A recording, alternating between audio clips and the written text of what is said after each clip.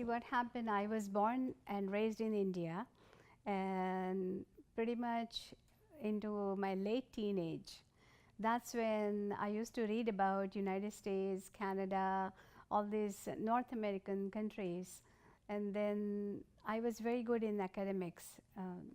So I always felt that I should be doing my master's degree in one of the Canadian or American universities. And somehow I got lucky, and yeah, that time, and this we are going back 47 years ago, I got an immigration into Canada, so I right away came here. And my parents, they both being professors, they were extremely promoting my academic pursuit, and they had no problem me coming here on my own. And that's how I entered this country. And when I saw the entire system, the environment, how the people are, and what kind of social life I could have, I fell in love with it. And that's when I decided that I am definitely going to be a part of this society in my life, because perhaps that's what I wanted to be and I was meant to be. And then the typical, when the immigrant comes here, all the hardships an immigrant goes through, sure enough, lack of enough funds, shortage of money basically, and not knowing too many people, sometimes feeling extremely homesick, sometimes missing your own culture. All these things started gathering upon me. But when I became a full-time student, and this was in Southern Ontario, things changed dramatically, and my mental framework started developing on Canadian soil itself. And I started understanding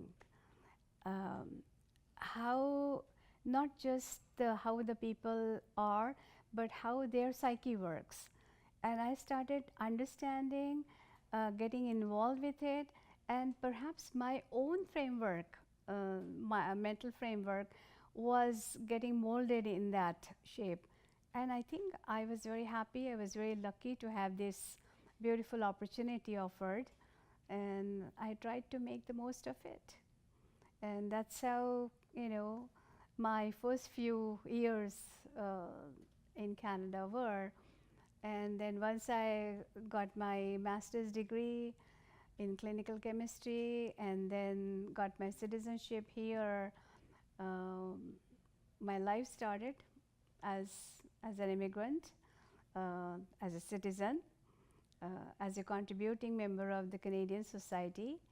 And eventually, when I started getting involved also with other people and some of the organizations,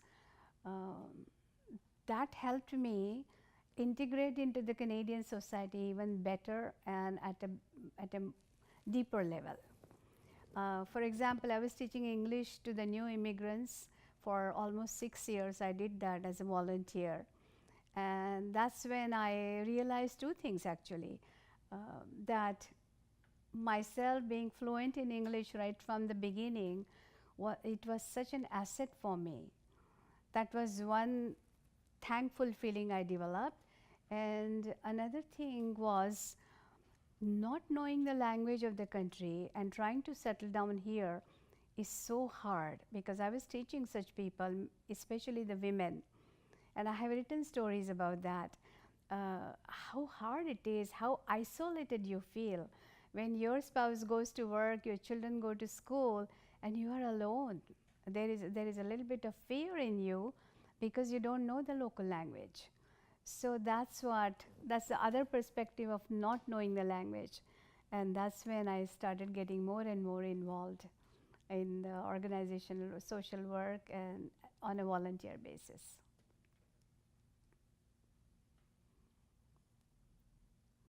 See, what happened was during my university years, I was teaching part-time English in the Immigrant Aid Society. So I met a lot of, me being from India, and the supervisor assigned a group of Indian women coming from India as immigrants to learn English. And then through those liaison, I saw that there are a lot of women who have many other problems, and some of them came to Canada in order to leave their problems behind. They knew that this was a new land, a land of free society, a liberal land, so they wanted to leave their problems behind and come here. Some of them faced problems after coming here. So each one of them had, I would say, a singular experience in life with regards to Canadian immigration. Some of them had very positive experiences. Some of them had, because they left their problems back in their home country and came here, therefore the positive experiences of this country, but very negative about their own homelands. So all these people stayed in my mind for a long time. And then I met some professors also who were facing a different kind of psychological problems while teaching in the Canadian universities, which was also a novelty to me. I had never realized or experienced any such thing. So I used to make a mental note of all these people. Sometimes I used to write about them in my own personal diary. And later on, eventually, when I was thinking about them, I said, my goodness, these are the people I should be writing, because I developed a very close, we cannot call it friendship, but a very close relationship with them. It was more than acquaintance, that's for sure. And I wanted to write about them, and I wanted to share their stories with the general readership. And the reason monsoon rainbow, monsoons happen in India, the rains, monsoon rains, not in Canada. But with these people and with their different experiences, with their different passions and emotions, like they loved but they hated, they had a lot of peace in their life, but they had a lot of fluctuations, mental fluctuations in their lives. So all these contrasting emotions continuously occurring in their lives, I thought it is really giving a beautiful spectrum of all kinds of human emotions. And therefore I called it a monsoon rainbow, because they were from India, but that rainbow was on the Canadian sky. So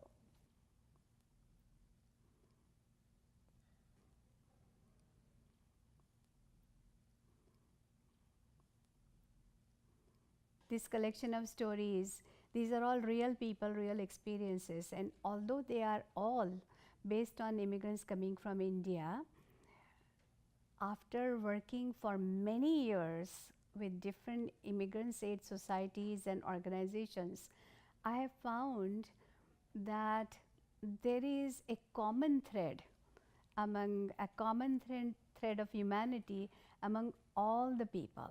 It is not just, although the traditions I have talked about, the orthodoxy or the old system thoughts I have written about or expressed in my book with reference to the Indians, I notice eventually that this common element of human experiences runs through all the people. There is it transcends geography, it transcends even time. Sometimes I feel it transcends the races, and it doesn't have any limits, whether it is coming from India or some other faraway country, or country in Eastern Europe, or country in Africa. It doesn't matter, because some of these common elements are very much existent in all the people who come here. And that's what I noticed very significantly. And sometimes I feel wonderful that, this formation of countries and all these things is so artificial. We are all one and the same.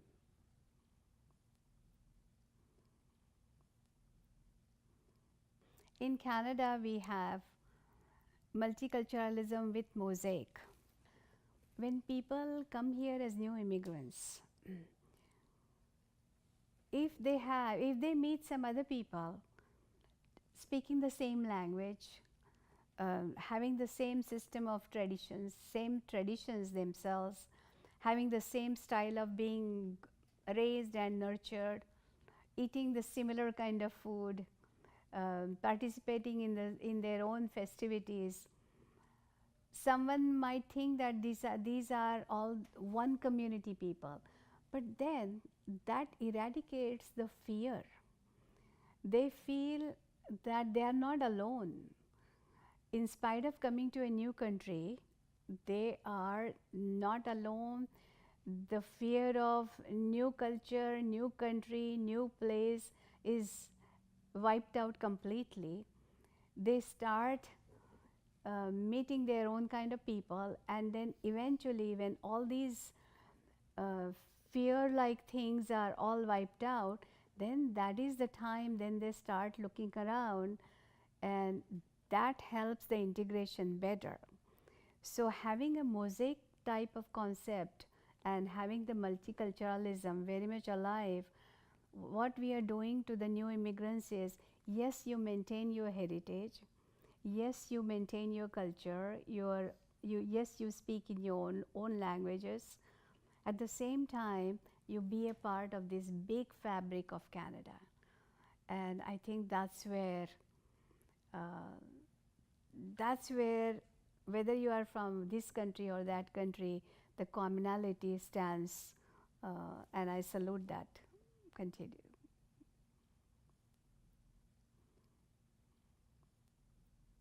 There is a story about one couple, a newly married young couple, where the man comes here.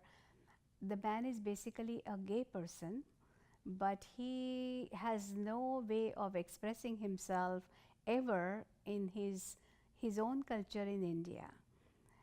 And he's forced into marrying this young girl, and all the traditions and the orthodoxy of his and her families are imposed on him also so badly that he surrenders to getting married to her in spite of himself knowing that he is not a straight or a heterosexual person. He comes here, they both come here, and then with the liberal society and the freedom that is given and the equality, the concept of equality for everyone, he wants to come out of the closet, and he does. And he says that I'm very sorry I was forced into this marriage and all that. So he's trying to convince his wife that it was wrong of me to marry you because I am a gay person. I cannot satisfy you, I cannot give you pleasure. And she, being raised in equally traditional and orthodox type of situation, she's not able to understand why he wants to leave, to break the marriage. And he's telling her that we will remain as friends, let's take a divorce, and I will support you if you want to find someone, get married. And she's reluctant to do that. She says that this is not right. You and I, we are husband and wife, and we must stay together as husband and wife. And there is a tremendous clash. So one person being able to express his own freedom and liberty in this free society, and the other person still trapped completely in her own traditional and old orthodox ideas and ideologies, there is a clash, and even the Canadian environment is not able to help them. So yes, unfortunately, some people just cannot and will not come out of their old thinking and the trappings of their own traditions and culture.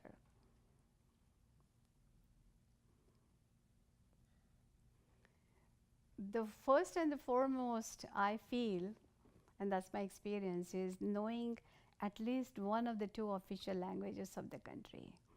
If you know French or English, if you are fluent in that, at least functionally fluent in that, then getting to know the ways in Canada is easier, much easier. And that I experienced with in my teaching experiences in those years, that most of the people, when they didn't know language, they were extremely fearful and averse of stepping out. So the primary key factor is knowing the language. Secondly, I feel that when you yourself come here, and especially this is true for immigrants, when you want to come here, when you want to have better prospects in your life, when you want to have a better future for your own family or children, the second key factor is one must start accepting the new rules and regulations, or rather the rules, regulations and laws of the new country that you have come here. That would make it much more adaptable for those people to have a smoother life.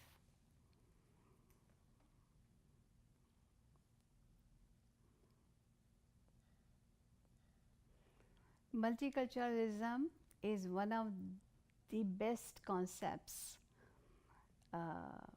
that Canada has adopted. And on the top of that, as I said earlier, the concept of mosaic fabric, of Canadian fabric, being a mosaic kind, is even, it's an additional fiber to that. Multiculturalism was not there when I was a new immigrant to this country. But I think it very naturally evolved, because in those years Canada was encouraging people to maintain their heritage. Along with teaching English and teaching French classes, the funding was coming from the government for different communities for teaching languages or their own traditions to their children who were born here in Canada. So that could be the seed of multiculturalism.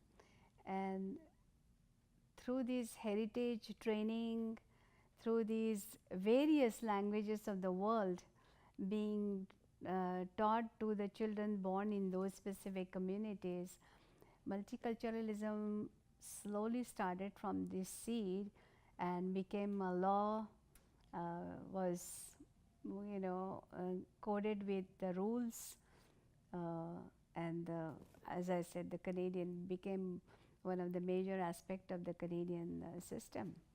So yeah, it has evolved, and it has, some people say that it doesn't help new Canadians or the immigrants assimilate into Canadian society, but I think it certainly helps the integration into it.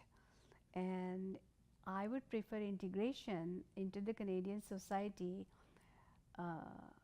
more, because then people can maintain their own heritage. On the top of that, they can develop the Canadian attitude and the Canadian state of mind.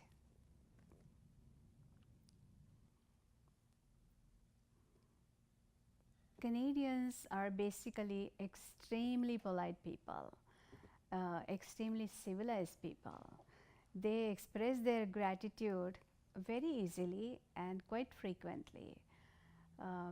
Actually, I have written in my book, when this young man comes here, calling this land a promised land with his young wife, he has narrated his experience, where he finds it amazing that people are so civilized, so polite here. So that those are the key values: the politeness, the civility, the tremendous adaptability.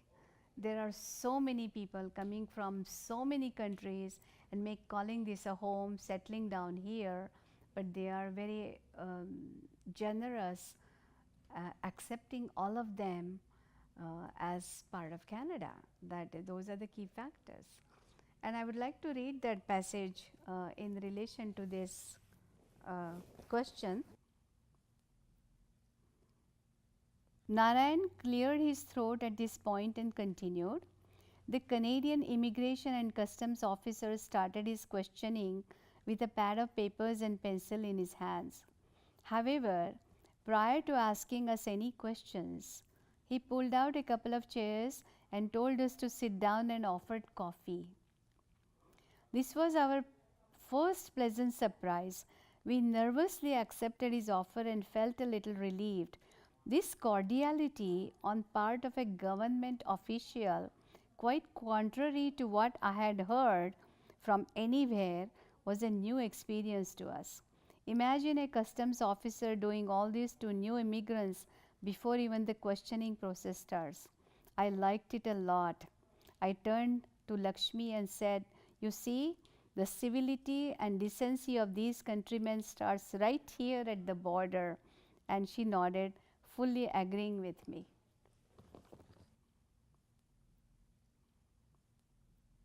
The law of the land is the primary thing. So, living by the law of the land and not imposing what laws and rules were there in your country that you left, irrespective of that, what the law here says, one must live abiding that one.